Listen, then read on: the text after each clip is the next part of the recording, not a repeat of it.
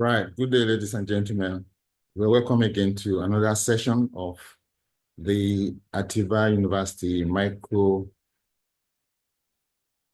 MBA program. Today we are looking at the Micro MBA in hospitality. So you're welcome to this particular session, Developing Hospitality Mindsets and Core Principles. Developing hospitality mindsets and core principles.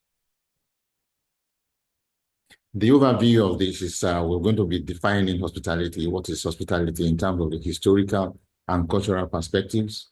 We'll be looking at the role of hospitality in society.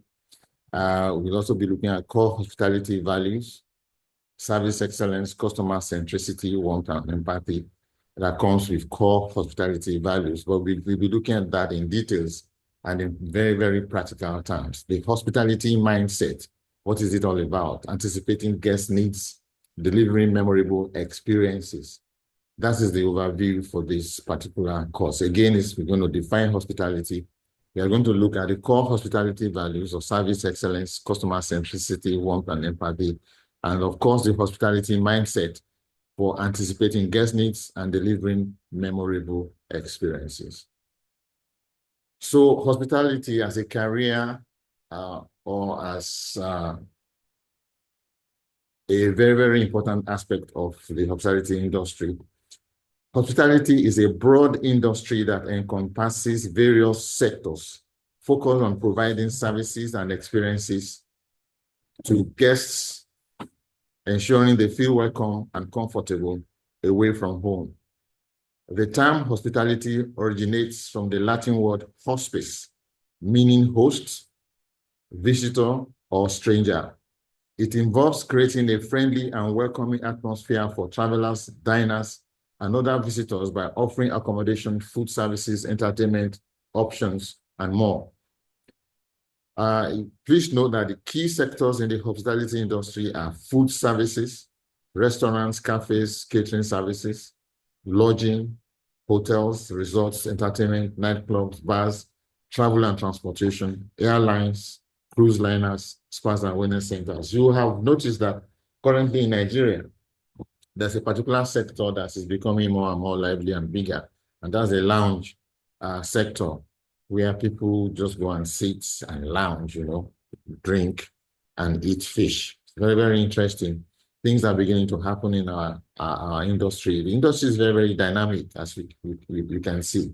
It's a very, very broad industry. There are various sectors. So what are we going to be looking at today is how the industry is going to impact you as a person in that industry. How are you going to fit in the industry? You decided to do a micro MBA in hospitality. Is this exactly what you want? Because there is a spirit behind hospitality. And if you do not engage with that spirit, or you don't imbibe that spirit, or that spirit is not in you, you might discover that you've gone on to a very, very long journey in being desperate or being frustrated. So there's something you have to decide, and that is to engage the spirit of hospitality. We will try as much as possible for you not to get frustrated, and that's why we are here. So we are going to look at the very first aspect. What are the key themes across historical and cultural perspectives? We are looking at the history and culture of hospitality. Where is it coming from? I'm going to take it, first of all, from a very, very interesting aspect, which is from religion. For the Islamic world and for Christians, the Bible, which is, again, the Old Testament, is the same that with the Islamic Quran. You find that there's a story about Abraham. Abraham in the Bible, we are told that there was a particular very hot afternoon, and he was seated in front of his, in the desert, in front of his tent, and he was looking out in the desert. And as he was looking out, he saw some three people approaching from the distance. And we are told that He saw those people, and after seeing them, he ran out from his tent to go and welcome them. He brought them into the cool of his tent, and he ordered his household, specifically his wife, who was at that time, we understand from Babita's story, that was speaking, they were trying to get a baby. And Abraham asked his household to go and kill a fattened cow, a whole cow, for 3 people, just 3 people. And I'm sure it was one of his best cow from his head. And that animal was killed, it was dressed, and they killed it. And those 3 people ate the cow. Very interesting story. That's a particularly interesting one in terms of, if you look at hospitality, it's about people. It's people-centric. Abraham sitting down in his tent, the first thing he does was to take a look out of his tent, and he sees, there are people coming. Oh, these people must have been traveling from a long distance, maybe, hot in the desert. So it's hot. So he was able to immediately see that, oh, they're going to have some needs. You understand? So they need, what will they need? They're going to need a cool place to stay in. They're going to need probably water to drink, water to clean their feet, and food to eat, food and beverage and accommodation straight away, even in the Bible. Now, let's also talk about Africa. I remember when I was growing up, with my parents, we had a cock, and that's why I put this cock. And just take a look at that beautiful cock on the right side of your screen. We had a cock. We used to call it Akuko Ohomba, because there was a certain Mr. Ohomba that was staying with my parents in that day. And this Mr. Ohomba was a very, very big masculine man. And we had this cock that was masculine and had a lot of potential flesh for eating. My parents have been keeping that cock for about, I think, 3 or 4 years, that it's gotten so used to us in the family. I mean, it will even take corn from the hand of my younger siblings and run away with it. It was part of the family, so to speak. Finally, one day, my father came home with a visitor. And he said, this is my brother. Oh, wow, this is our uncle. Everybody was happy, uncle. And you know exactly what happened. Was that my father then ordered us to go and take and capture Akuko Ohomba, the cock. I mean, we were amazed to say, what is this? But then we had no option. When father gives you an instruction, you just obey. We ran after the cock, grabbed it, kept it under a basket. And then some 5 minutes later, my father came down, took a knife, and slaughtered Akuko Ohomba. We were very, very angry. Of course, we were wondering what's going on. But he killed Akuko Ohomba. My mom made the best stew ever. The meat of Akuko Ohomba was already chickenized and was already being cooked.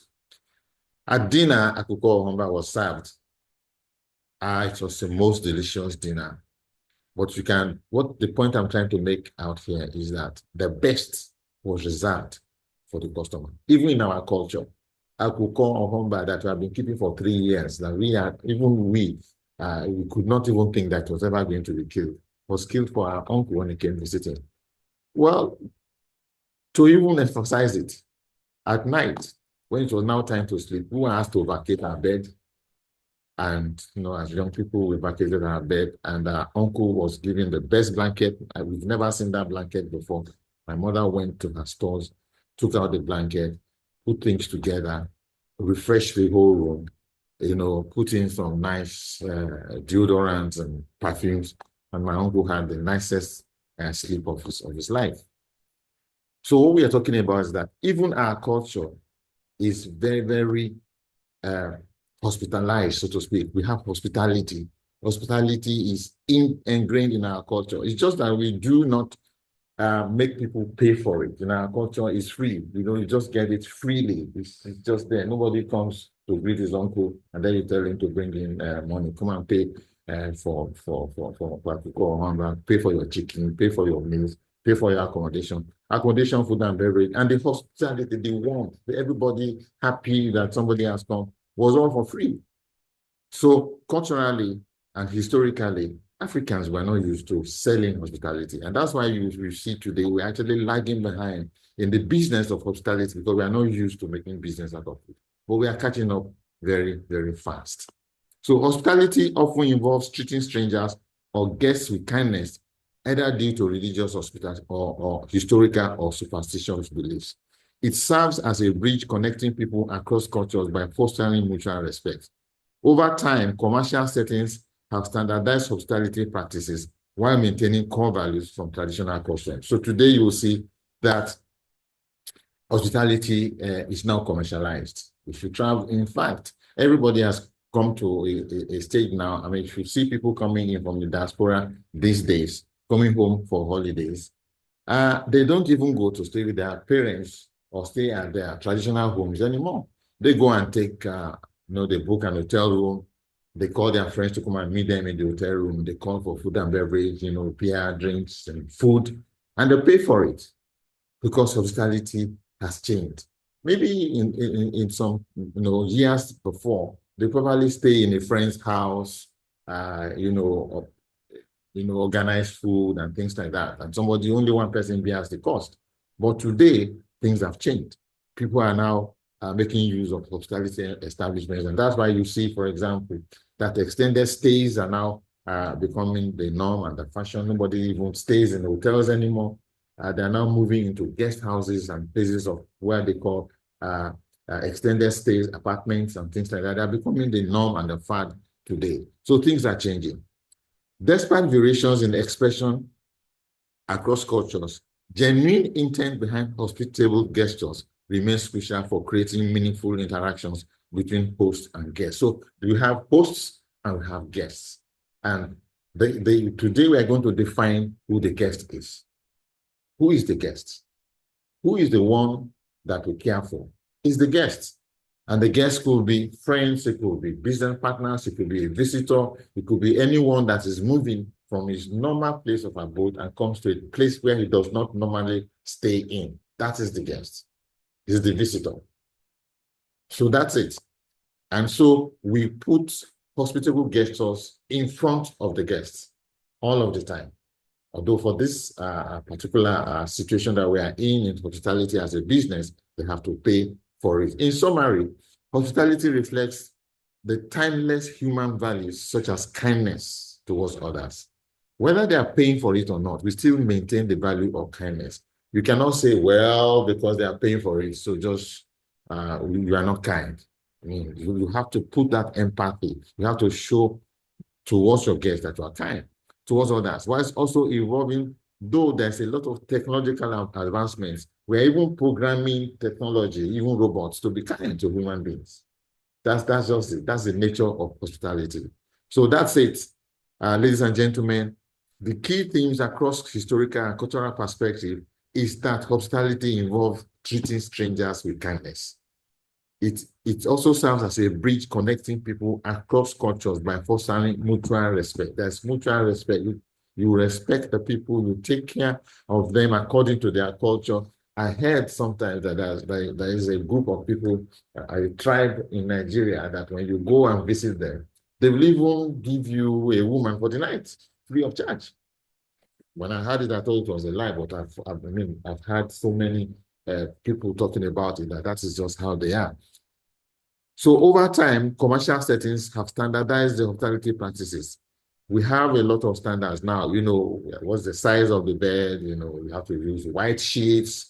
You have to, all those things have come across, standardization have come across because of people's needs. This is what people need. They want a clean place, they want cleanliness, and what is the color that will show cleanliness quickly is white. It will also show dirtiness quickly.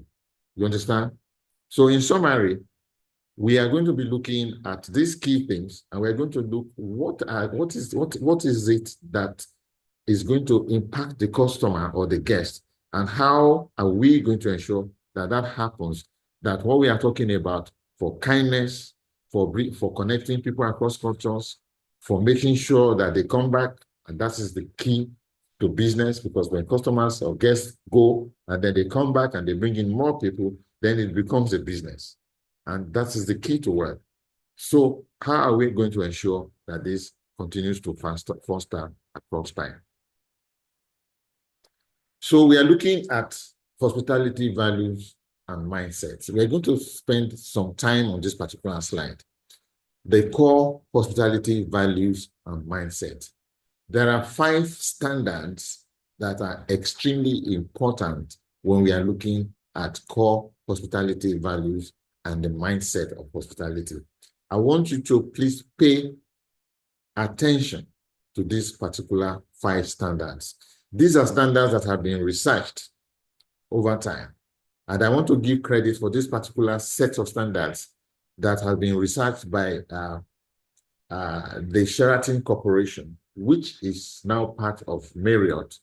This is being called from what Sheraton Corporation used to give as what I call introductory lessons when they are orientating new staff into the Sheraton Management Corporation. But this has been researched. So it's industry tested. It has been researched.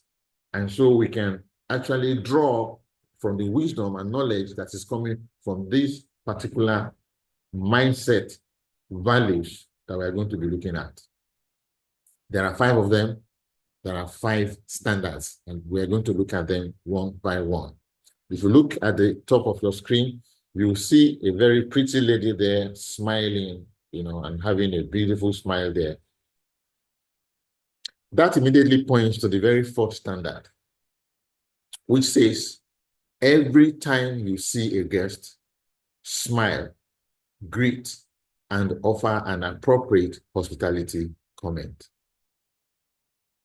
Every time you see a guest, smile, greet, and offer an appropriate hospitality comment. So that's the very, very first research standard. So we're going to break it down. Every time. Every time implies anytime, whether it's in the morning, whether it's in the afternoon or evening. It also implies how frequent.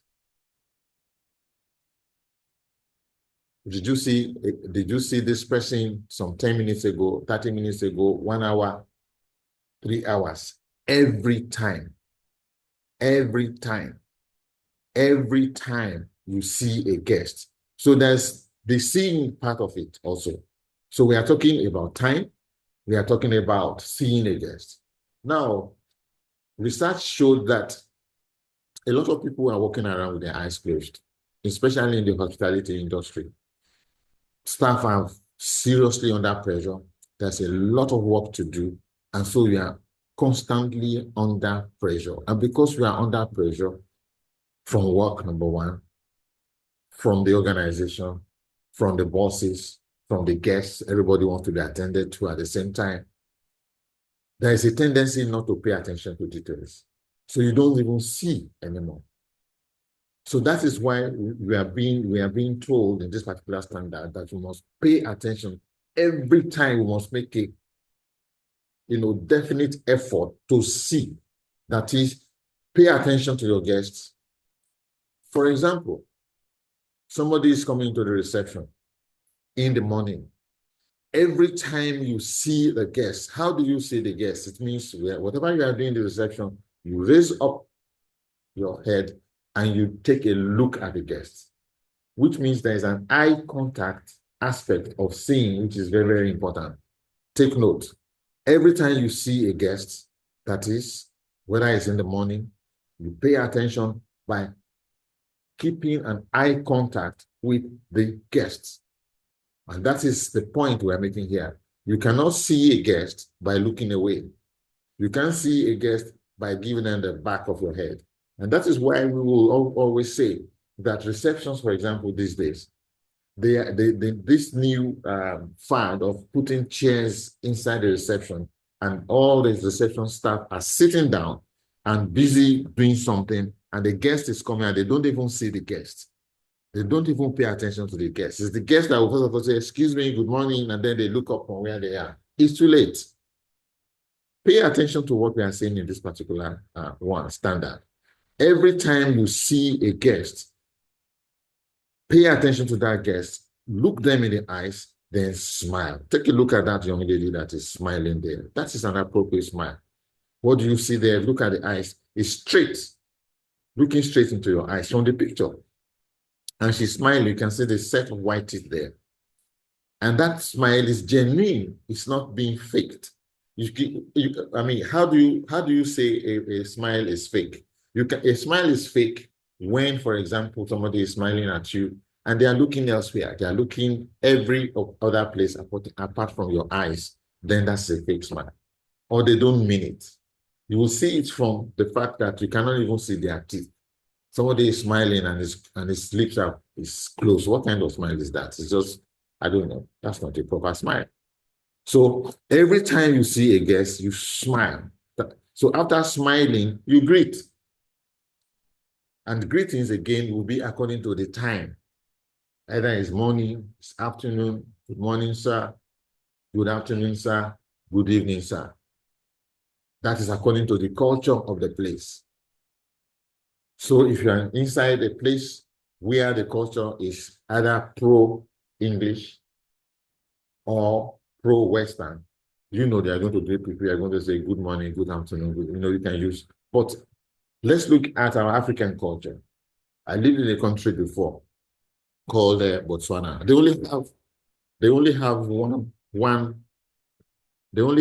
one word for greeting. They don't have morning, afternoon, or evening. They only have one word, and that is Dumela. That's it. Dumela. And Dumela means good morning. You can say Dumela in the morning, you can say Dumela in the afternoon, you can say Dumela in the evening, and that's it. So they will say Dumela. The only thing is they will put Ra, which means sir, or Dumela, Ma, which means ma. So every time you see a guest, smile and greet according to the culture of that place, and then you offer an appropriate hospitality comment. What is an appropriate hospitality comment? An appropriate hospitality comment is that feel-good statement that you say to somebody to make them feel good about themselves. Let me repeat that. The appropriate hospitality comment is the feel-good comment that you say to your guests to make them feel good, like, good morning, sir. That's a very nice shirt you are wearing. It's appropriate in that you are just saying something to a guest to make them feel good. You are making reference to something that is neutral. You have to be very careful with this, that you don't say things about themselves. I mean, about, for example, you know, the color of something, or maybe the size of their bodies. You have to be very careful that you don't say something that can make somebody angry. Somebody has been struggling to get slim, they want to be slim. And they say, good morning, sir. No, you're looking real, how do you say it? You're looking robust. You listen like you gain some weight. Do you think that person is going to be happy? The answer is no. They're not going to be happy. So you have to be very careful. There's a thin line between appropriate and inappropriate hospitality comment. Inappropriate has got to do with when you begin to say things that got to do with person's physique, for example, is inappropriate. But if you say things that are neutral, like, oh, that's a nice car that you've parked there, sir. Oh, that's a very nice phone that you're holding. Or that's a very nice earring you are wearing, madam. You see, that is appropriate because they are neutral. You are saying something that enhances either the looks, the feel. It's just a feel-good statement. Can you think of any other ones? I think this will need for you to practice by yourselves and think of appropriate hospitality comments. But the principle is that they are neutral, feel-good statements that you say to somebody that makes them feel good about themselves. I will give an example here, a practical example. Some years ago, before I got married, I went to a restaurant to go and eat with my to-be wife. As we entered, of course, I had chosen that restaurant because they knew me there, and some of the staff actually knew me very well. The food was good, and it wasn't too expensive. As soon as I entered with my fiancée into the restaurant, they just greeted me. Oh, good afternoon, Mr. Falebita. How do you do? Table for two? I said, yes, okay. Please, can you follow me? As we were walking towards the table to go and sit down, my fiancé looked at me and said, ah, Mr. You are very popular here. Of course, I said, yes, of course, what do you expect? I put my hand in my pocket and I was very, very happy with myself. Why? Because I felt recognized. I felt, I felt very good with myself. I was recognized by the staff. They gave me a table for two. My fiancée was happy with me. She saw me as somebody who's, popular. I was leveraging my popularity. And so, of course, if I was going to go back again, I was going to go back to if I need a restaurant, I was going to go back to that particular restaurant because of the kind of reception that I got there. So every time you see a guest, you want your guests back. Every time you see a guest, smile, greet, and offer an appropriate hospitality comment. Say something good to your guests to make them feel good. The second standard is a speaking standard, and it says, speak clearly and courteously to guests using acceptable hospitality language. I'm going to repeat that again. Speak clearly and courteously to guests using acceptable hospitality language. Clearly means you have to speak, you must be audible. People have to hear you. You cannot mumble. You have to raise your voice to a point whereby people can hear you. Don't speak in whispers. Don't speak also too loudly. When you speak too loudly, it means something's gone wrong. If you are speaking too low, it shows that you are not confident. So it has to be a balance. You are speaking loud enough to be audible for people to hear you, and of course, in a courteous manner. That is, you are speaking with respect to your guests, courteously. So you speak clearly and courteously to guests, and you have to use acceptable hospitality language. Let me give examples of non-acceptable hospitality language so as to draw out the ones that are acceptable. For example, slangs are not acceptable. The slangs that you see on TV, all these things, some people are now trying to speak like Ghanaians or speak like South Africans. They say, who's it? Or speak like Americans, what's up? All those kind of things are not acceptable. Just speak clearly in your own language, the way you understand it. Don't fake it. Use acceptable hospitality language. Don't use slangs. Don't use abusive language like F-U-C-K. I'm not going to pronounce it, but you know what I mean when I say F-U-C-K. Don't use four-letter words like abusive words like S-H-I-T. They're not acceptable. You understand what I'm saying? You don't use those. Those are not acceptable hospitality languages. Don't use rude words. Don't use rude mannerisms, single finger, double finger, all those kind of things. Be very careful. You have to speak clearly and courteously, and you have to use acceptable hospitality language. The ones that are acceptable, for example, man to woman, you can use sir, you can use madam. Good morning, sir. Good morning, sir. Good morning, madam. Don't be too personal in your speaking to your guests. For example, even if you know the person, don't say, hi, hey, how you doing? Oh, come on, give me 5. Who's it? What's up, man? You welcome, man? No, those things are not, they're not acceptable hospitality language. Be normal. Stay there. Be professional. Good morning, sir. Good afternoon, sir. How may I assist you? You're welcome to our hotel. You're welcome to my restaurant.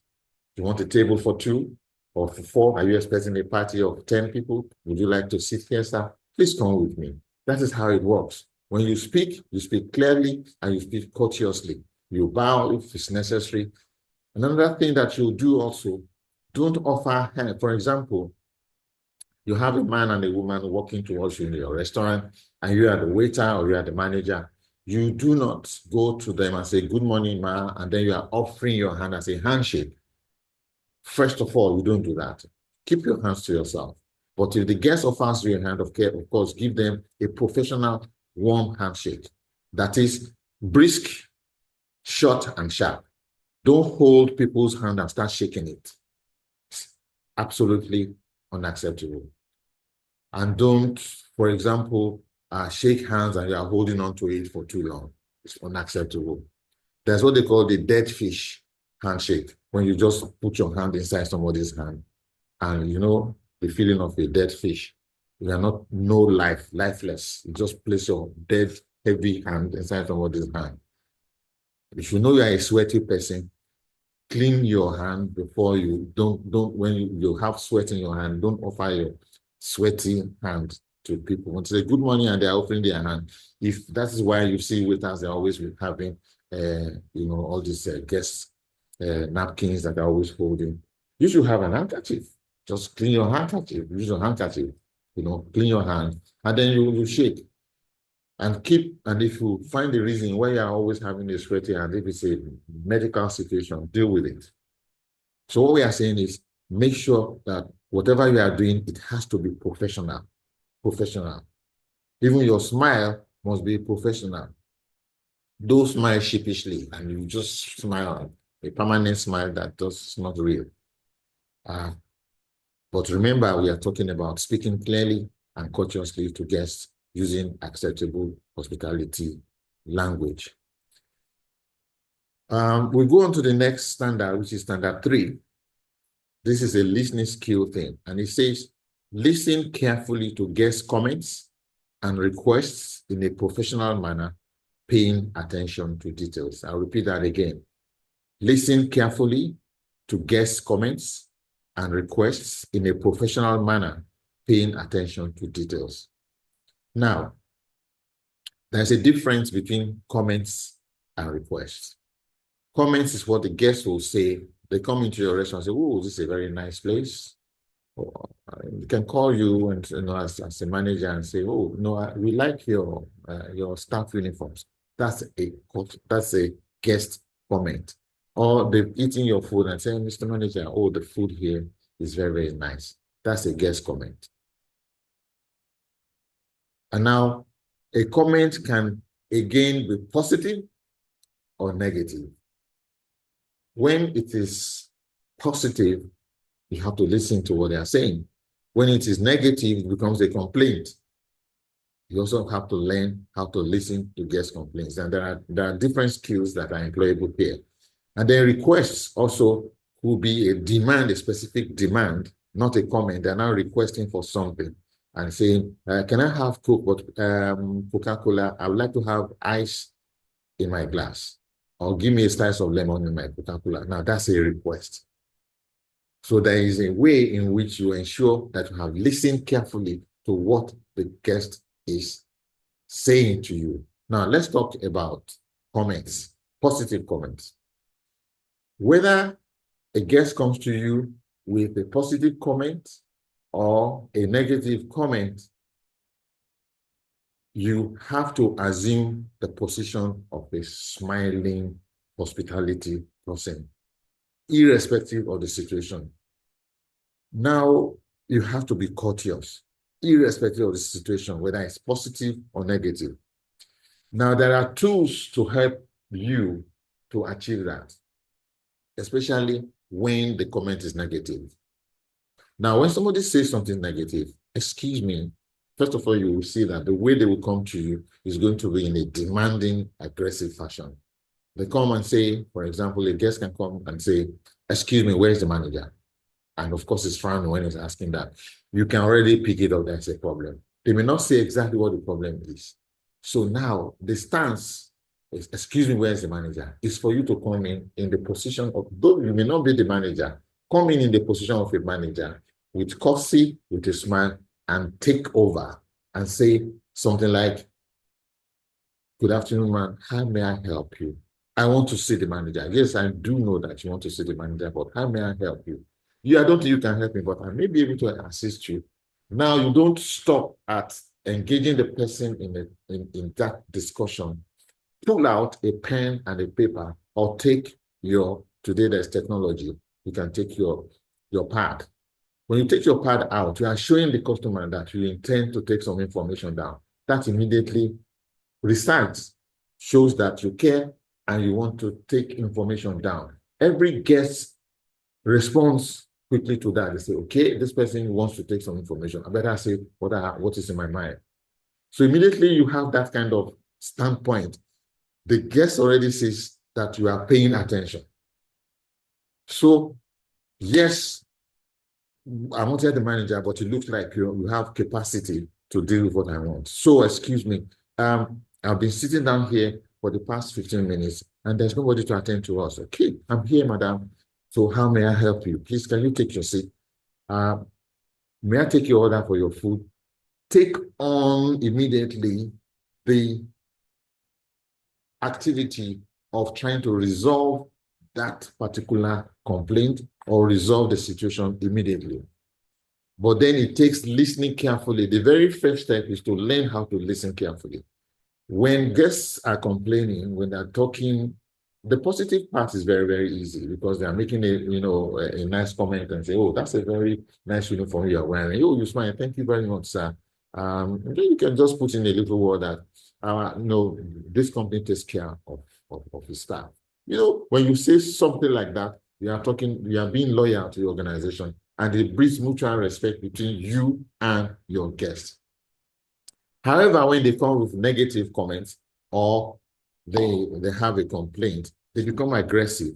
At that point, you have to adopt a professional stance. That is somebody who wants to solve. The professional stance is that person who wants to offer a solution to the guest's comment, or which is a negative comment, or negative request, or complaint. So paying attention to details requires you to take down notes. That's the point I'm trying to make there. Take down notes. You cannot put everything in your head. Number one, you are likely to forget. It's been researched that 50% of what you put down in your head is likely to be forgotten, especially in a very, very difficult situation that is in the hospitality industry, where it's extremely busy. You have, for example, in a restaurant, you have busy restaurant, everybody is calling for attention. Somebody wants to be served, scope, the other ones want Fanta, the other ones need food. Excuse me, they're not attending to us here. And you are in the middle of everything, you are running up and down. So what do? You have to find a method of getting information. And that method of getting information is simply pen and paper. Simple. Get a notepad or get an electronic notepad. Get the information down. Let it be written down. For example, waiters and waitresses and the people that work in the front desk, they keep getting orders and information requests from guests. They have to write these things down. And when you write things down, there is also a simple process of ensuring that you have heard properly.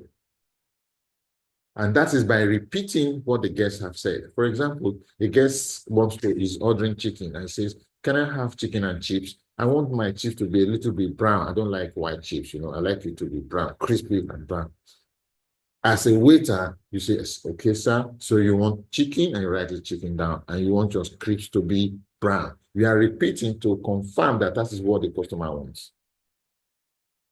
When you do that, you are showing to the customer that, first of all, you are paying attention, and you are doing yourself a good service by ensuring that you're written down so that you don't forget, and that you are paying attention to details. So, standard 3, listen carefully to guest comments and requests in a professional manner, paying attention to details. And then standard number 4 is personally handle guest requests as much as possible efficiently using appropriate tools and resources at your disposal. What this is saying is that take a personal responsibility for meeting guests' needs.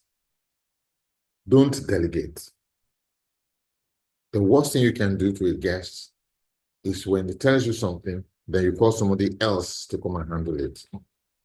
So the guest is going to repeat what they've already told you.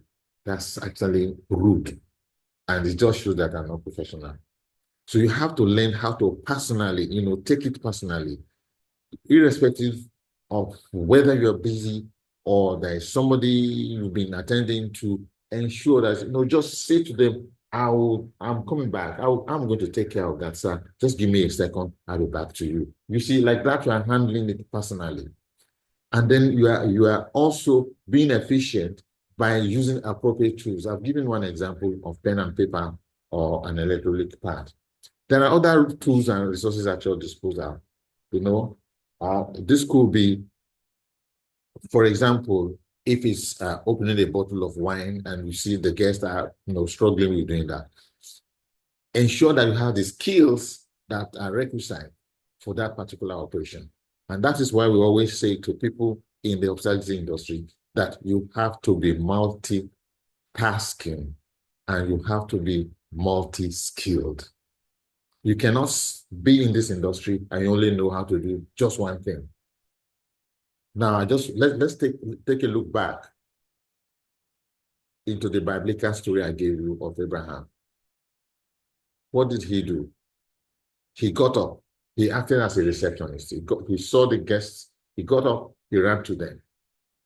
He welcomed them. And then he gave instructions. He became a leader. I'm sure he must have told them, go and take a particular cow. In fact, the Bible records that he told them to go and take a particular, very good baby cow to go and kill it, a calf. So he knows about cooking. He knows if you take an old cow, it's going to take long before the thing cook. It's going to take a long, long time. So a baby cow will cook faster. The meat is softer, it cooks faster. So he's multi-skilled. He knows what's going on. So the same thing in the hospitality industry. You have to know what's going on. You cannot just be, I'm just a receptionist. So I'm sorry, I cannot, a guest is staying in room 505 and says, is this reception all right? I'm going to my room now and I would like to have a good white wine to accompany my lunch. I'm going to be ordering fish. Can you recommend something? And then you scratch your head. And then you say, let me call the manager. You lost it. You lost a good opportunity to ensure that you are doing a good service to your guests. We'll move on quickly to the next one, which is standard number 5, which is going the extra mile. Going the extra mile just indicates that we are doing more than the guests expect. The guest expectation is that, well, you're going to give them a good accommodation, comfortable accommodation. The guest is expecting that, but they want more, not just a good accommodation. That is why you should have information at the tip of your fingertips. For example, the guest is going to ask you and say, where can I get a good barber here? Say, I want to go to a hairdresser. And then you are in the reception, say, I don't know anyone, and let me call somebody in the, maybe they can help you. It shows that you are not professional. You must have information at your fingertips. Where's the museum in Ibadan? Where's the museum across, your establishment? How far is the post office away from you? How is it? How can I get transport? What is available? Do you have car hire around here? Or must I go by Uber or some other way? You must have that kind of information. So get information to be able to go the extra mile. Go out of your way to assist the guests. I give you a very, very interesting one. A guest comes to you and they are feeling like they want to go to the toilet. You see that they are pressed and they ask you and say, excuse me, sir, how do I get to the toilet? Don't go and say, go straight forward there, turn right, then you turn left, and then you will see a door which is on your left, and then the toilet is on the left. The person who is pressed is going to miss the way. How many of you have ever been pressed before? And then they are telling you, go left, go right, go left. You are just going to go somewhere and then miss the way, and already you are pressed, you're in trouble. So what do you do as a professional? You personally you go the extra mile and say, excuse me, you want to go to the toilet? Okay, just give me a second. And you step out of your comfort zone from the reception. Can you walk with me? Let me show you the place. And then you go straight, that's the toilet. You open the door, bye, see you later. You've done what you have to do. So we go on to the next one. We'll just take a pause for 1 minute. Take a pause for 1 minute here. And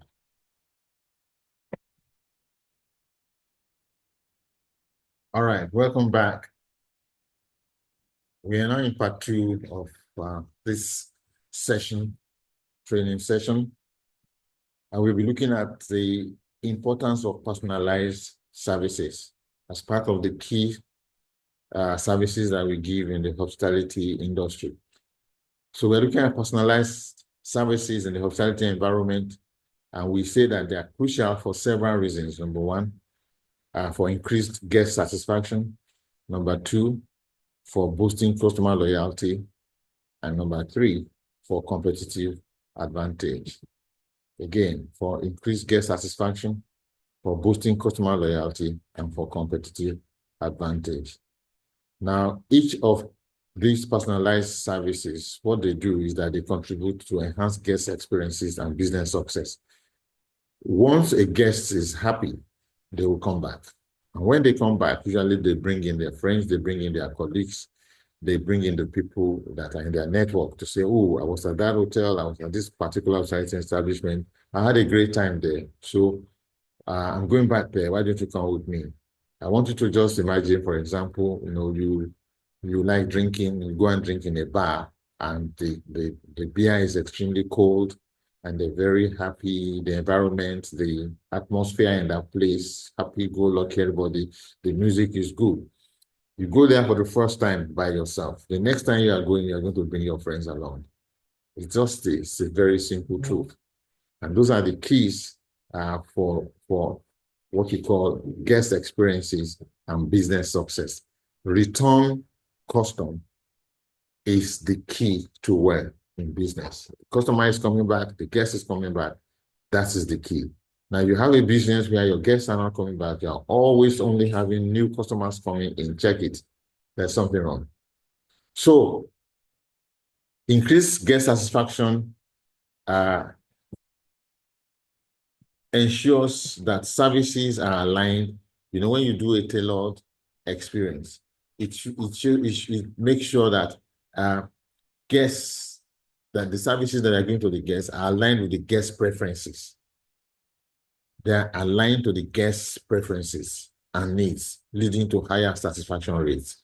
For example, if I'm coming to your hotel as a guest or coming to your restaurant as a guest, and you already know it's not my first time, and you know that I am one kind of person, I like my greens, I like my vegetables. Immediately you see me, or the time I'm making a booking, you're already ensuring that the chefs have stock of the greens there. I don't want to get there and then I'm told that, oh, sorry, there is no this, the usual sorry, we don't have a for you, we don't have green vegetables. So that's going to hamper or disturb my guest satisfaction. I'm not going to be happy. So tailored experiences, personalization ensures that services are aligned with my preferences as a guest. And that will lead to higher satisfaction rates. Also, emotional connection. It creates an emotional bond between the guest and the hotel, making them feel valued and understood. Simple things like knowing my name. Immediately I step into an hotel and they say, oh, Mr. Falebita, you are welcome. You're back again. There's an emotional connection between myself and the staff that welcome me. They know me by name. They know that they keep asking me some personal questions. Oh, did you just fly in? The last time you came around, you came via Dubai. Did you come via Dubai again? You see, there is some kind of relationship. So there's emotional connection. So personalized services increase guest satisfaction through tailored experiences and ensuring that there's emotional connection between you and the guests. Again, there's the issue of personalized services boosting customer loyalty. Like I said in the beginning, repeat business, that's the key to it. They are more likely to return when the guests who experience personalized services experience it over and over again. They're more likely to return, to come back again. And then, of course, they begin to, you see that your loyal guests begin to act as brand ambassadors to your organization. They're the ones who will sell you. That's why you see some hotels. Today now, we were trying to make a decision on where we're going to hold our next Institute of Hospitality AGM. And people were already suggesting, I don't want to mention the name here, they were already suggesting a particular hotel, one of the 4 5-star hotels in Nigeria. And I was asking them, why do you say, oh, wow, their food and beverage is very good. Now guests are beginning to market that particular hotel because the last time we used them, the food was very good. In fact, our ladies had a great time there. They didn't allow us men to eat. They finished all the food before we got there. Uh, and that was fun all that day. Everybody was talking about it, that the food was so good. That ladies normally that don't eat much, they were filling up their plates. You understand what I'm saying here? So you become the guests become your brand ambassadors. And then there's competitive advantage. What is the competitive advantage of personalized service? Is differentiation. In this crowded market that everybody wants to do, you have 10, everybody is a 5-star hotel, 5-star, everybody is, we are fighting for the same set of customers. Personalized services helps you to stand out from competitors by offering unique experiences. For example, I went to a place and they had shoe polishers, this automated shoe polisher. And then you step out of your room, it's rolling there. You just stick out your feet out and it begins to, polish your shoe. When next I want to go to a place, that thing stuck in my brain. I say, oh, wow, this is nice. I don't have to look. No, just shoe polisher. That's a personalized experience. It's a personalized service. So it enhances your brand value and it makes people that, it makes an impression on your customer and they want to come back again.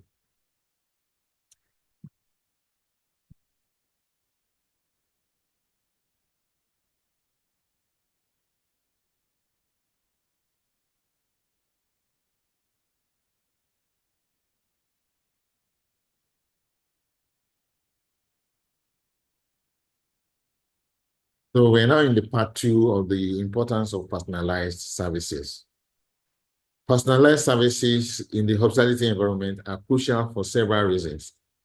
And we mentioned 3 just now. There are 2 more. It's revenue growth and data collection. So what is the importance of personal services for revenue growth? It's in upselling and cross-selling of opportunities. Guests are more willing to spend on premium services when they feel valued through personalization. They see, if I go to a place and when I get there and I hear that I see on the screen, my name on the screen, and they are saying, welcome, Mr. Falebita, or I see a basket, a food basket, with a bottle of wine on my table with a note from the manager welcoming me to his hotel. I feel valued. So I don't mind. The next time I'm coming to a place, I would definitely prefer that over a place where nobody recognizes me. I have to fight to get a room.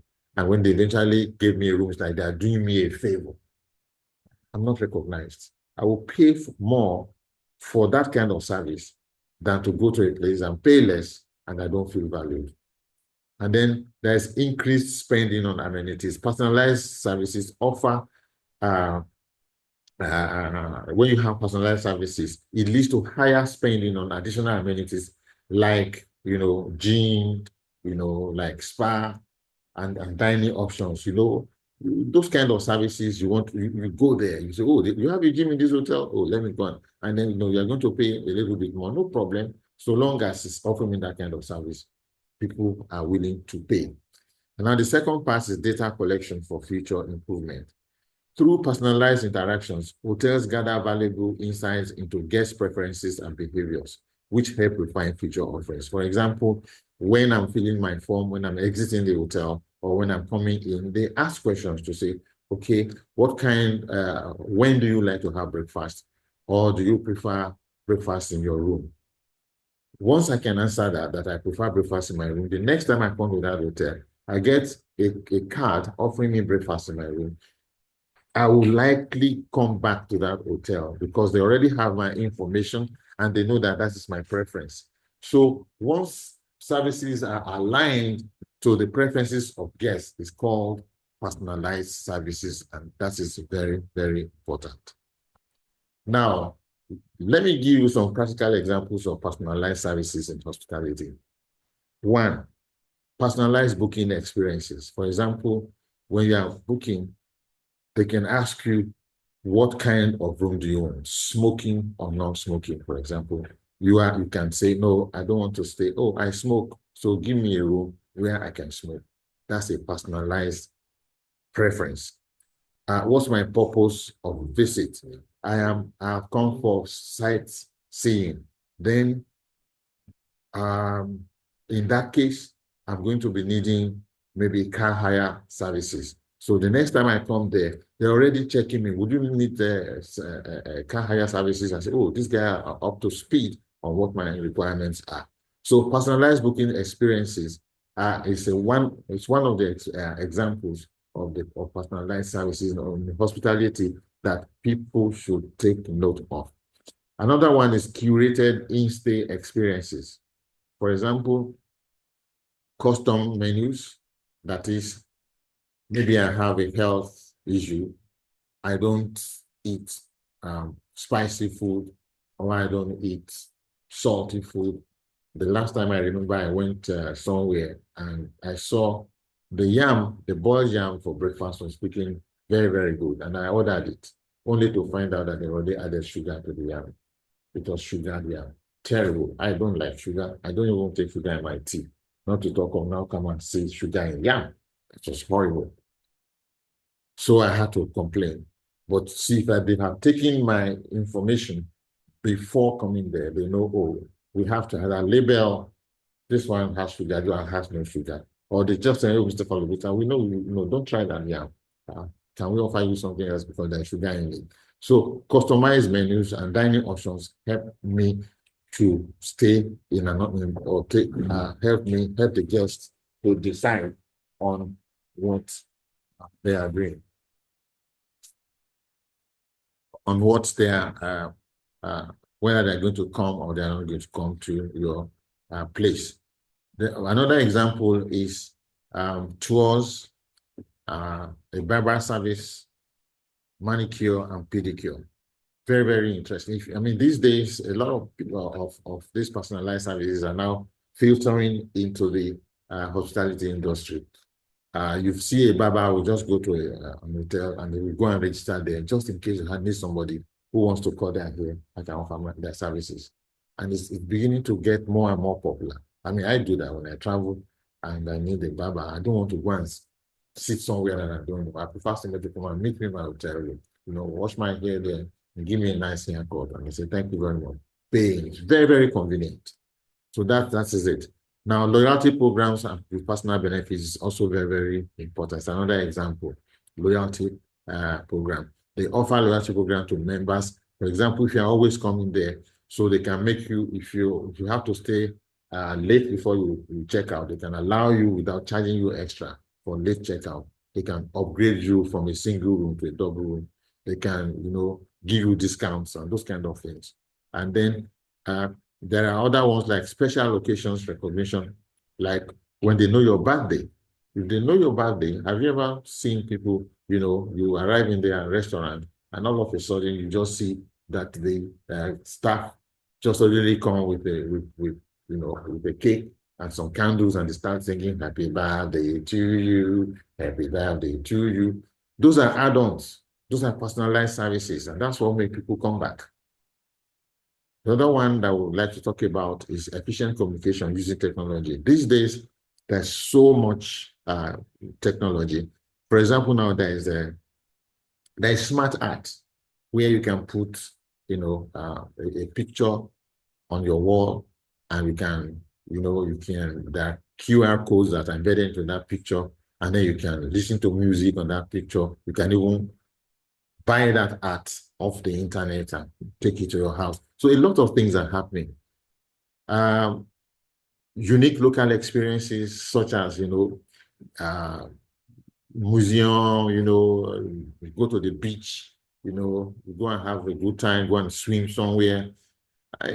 So many things can be tailored to have a unique local experience. Mountain climbing, exercise, biking, all those kind of things. If it's in your profile and then the hotel can provide access to those kind of services, it makes that hotel, that particular hospitality establishment, to even gather more guests. And then I spoke about receiving handwritten notes from the hotel manager.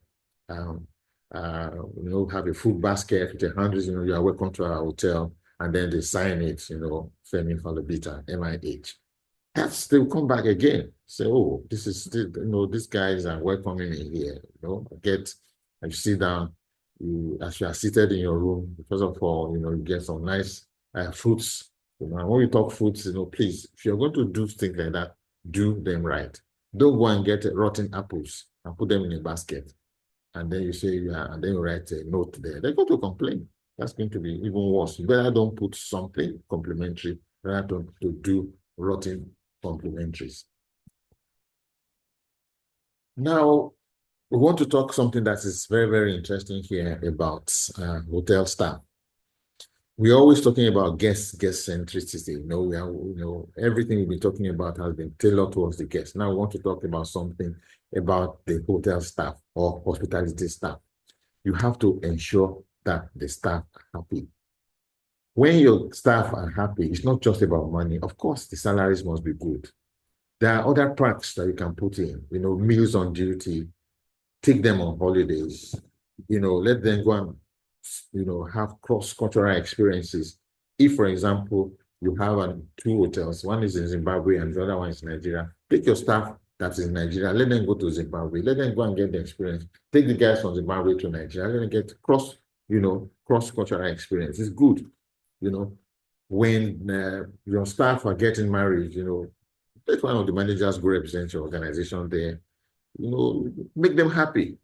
So I just mentioned that. I know there are so many things that can be done. I'm sure when you do your own research, you'll find that there are so many things. It's not just about money that can make a member of staff happy. There are tangible things and there are intangible things. There are things that just ordinary music in the staff common room can make the difference. You enter into some staff common room and this place is so dirty. It's like it's never been swept for the past five months. Flies are flying all over the place because it's staff. It's not good.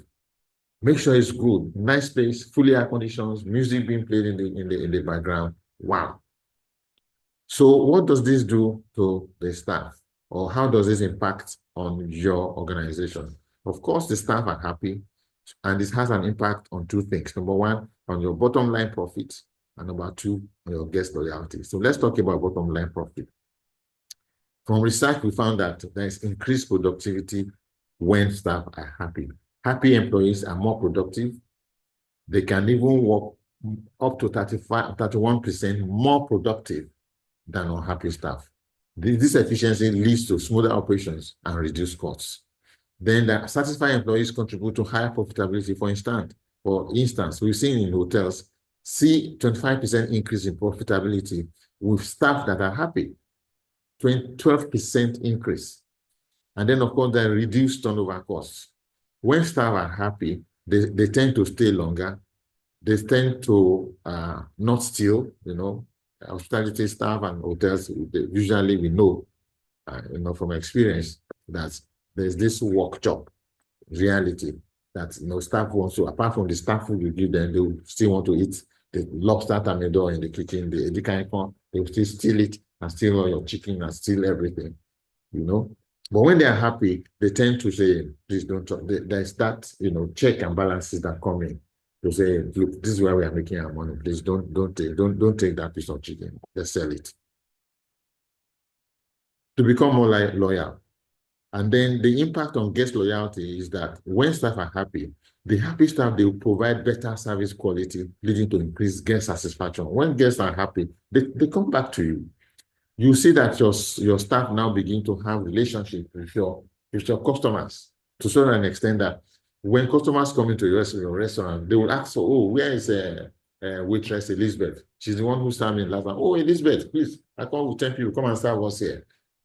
So it improves guest loyalty when staff are happy. There's also a positive brand image. Engaged employees act as brand ambassadors fostering a positive image of the hotel among guests. Repeat business. When your staff are happy, guests who experience excellent service from happy staff are more likely to return, contributing significantly to repeat business and long-term revenue growth. So that's the end of this presentation of this particular afternoon. There's an assignment that I would like you to do here. Make a presentation on one of the 5 key guest satisfaction standards. You remember the key satisfaction standards, there are 5 of them. Every time you see a guest, smile, greet, and offer an appropriate observatory comment. Speak to every guest in a courteous manner. All those satisfaction standards, also the last one which says go the extra mile, that's standard 5. Make a presentation on one of them, one of the 5 key guest satisfaction standards, which you consider from your own perspective as the most important standard. So what we are saying is, which one of the 5 do you yourself think is the most important? So make a presentation on one of it, and then you justify your perspective. Why do you think is the most important? Thank you very much. Have a great day.